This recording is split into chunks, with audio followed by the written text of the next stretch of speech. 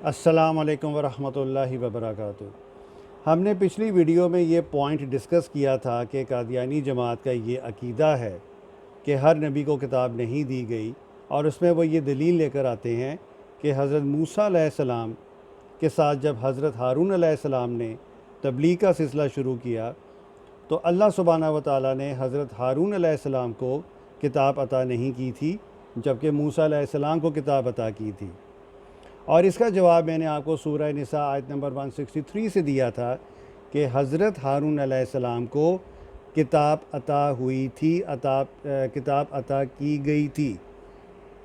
تو یہ ان کا جو عقیدہ ہے کہ حضرت ہارون علیہ السلام کو کتاب نہیں ملی، یہ ان کا جو عقیدہ ہے یہ بیس لیس عقیدہ ہے جس کا قرآن کے ساتھ کوئی تعلق نہیں۔ سورہ نساء آیت نمبر 163 میں صاف لکھا ہے کہ حضرت ہارون علیہ السلام کو کتاب عطا کی گئی تھی۔ پھر ہم نے یہ بھی جو ہے تھوڑا سا ڈسکس کیا تھا کہ اس کے ساتھ ساتھ 2 آیات اور بھی ہیں۔ اس ویڈیو میں آج ہم ان 2 آیات کو ذرا ڈیٹیل سے ڈسکس کریں گے۔ سورہ الانبیاء آیت نمبر 48، اور ہم نے موسیٰ اور ہارون کو ہدایت اور گمراہی میں فرق کر دینے والی روشنی اور نصیحت کی کتاب عطا کی پرہیزگاروں کے لیے۔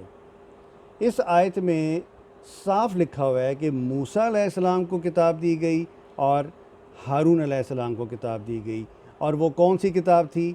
وہ تھی الفرقان، جو کہ آپ اگر عربی میں اگر آیت پڑھیں تو اس میں الفرقان کا ذکر ہے، موسیٰ و ہارون الفرقان۔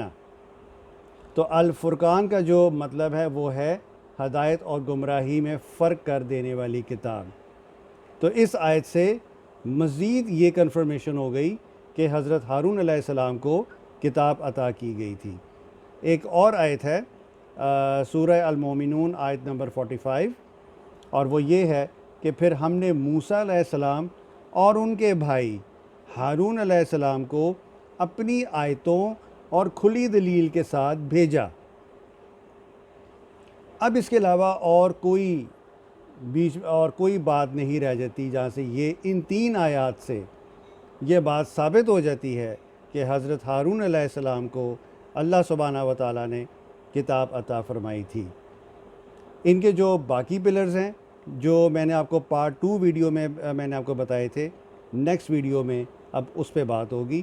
السلام علیکم ورحمۃ اللہ وبرکاتہ۔